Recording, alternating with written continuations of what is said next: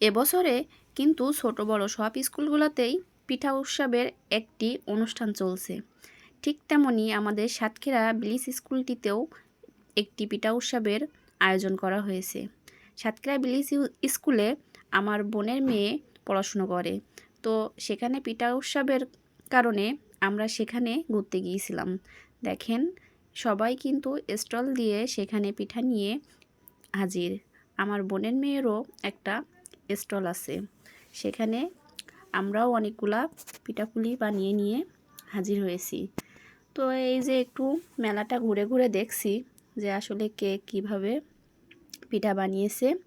আর দেখেন বাচ্চাগুলো সব কত আনন্দ করছে। আসলে এবছর এই জিনিসটা আমার খুবই ভালো লাগছে যে প্রত্যেকটা স্কুলে একটা বাচ্চাদের বিনোদনের জন্য একটা অনুষ্ঠান করা হচ্ছে। এই স্টলটা দেখেন আমার বোনের মেয়ের, সেও কিন্তু অনেক সুন্দর করে পিঠা সাজিয়ে রেখেছে। সবাই দেখে কিন্তু অনেকটাই খুশি হচ্ছে এবং তারাও অনেকটা খুশি। এই যে দেখেন বাচ্চাগুলো কত খুশি। আমরা এই সব পিঠাপুলিগুলো একটু সাজিয়ে দিচ্ছিলাম, আর বাচ্চাগুলো তারা পিঠা সার্ভ করার জন্য ব্যস্ত হয়ে পড়েছে। সবাই বাচ্চাগুলোর কাছ থেকে পিঠা নিচ্ছে।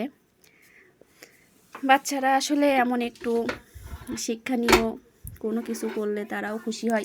মাঝে মাঝে স্কুলগুলোতে এমন বিনোদনেরও দরকার আছে, কারণ এমন বিনোদন পাইলে বাচ্চারাও খুশি খুশি মন নিয়ে কিন্তু সেখানে যেতে চায়, পড়াশুনোয়ও মনোযোগ আসে। সবসময় কিন্তু একঘেয়েমি পড়াশুনো ভালো লাগে না।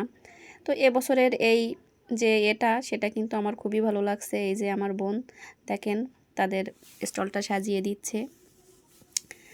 আসলে এমন সাপোর্টিং মা পাওয়াও কিন্তু একটা ভাগ্যের ব্যাপার। এখনকার বাচ্চাদের জন্য কিন্তু তাদের মারাও অনেক বেশি পরিশ্রম করে। আসলে সময়ের সাথে সাথে কিন্তু অনেক কিছুই দেখা যায়। আমাদের সময় কিন্তু এতটাও ছিল না স্কুলগুলোতে, এবং আমাদের মারাও কিন্তু কখনো এভাবে স্কুলে যেয়ে এতটা সাপোর্ট করতো না। আসলে সে সময় কিন্তু এটার প্রচলন ছিল না। এই যে দেখেন আমার বোনের মেয়ে সব পিঠাপুলির নামগুলো লিখে নিচ্ছে। পিঠাপুলির নামগুলো লিখে পিঠাতে লাগানো হবে, যেন সবাই এসে বুঝতে পারে কোন পিঠাটার নাম কোনটা। এই যে দেখেন ওরা কত সুন্দর করে পিঠাপুলিগুলো সাজিয়ে রাখছে। তো সব মিলায়ে এটা কার কেমন লাগলো অবশ্যই জানাবেন। যে এই যে বাচ্চাদের নিয়ে যে এই শিক্ষামূলক অনুষ্ঠানটা হচ্ছে প্রত্যেকটা স্কুলে, তো আমার তো অনেক ভালো লাগছে। তারা অনেক কিছু এখান থেকে শিখতে পারছে। তো আপনাদের কার কেমন লাগলো অবশ্যই কমেন্টে জানাবেন। ভালো থাকবেন সবাই, সুস্থ থাকবেন। আল্লাহ হাফেজ।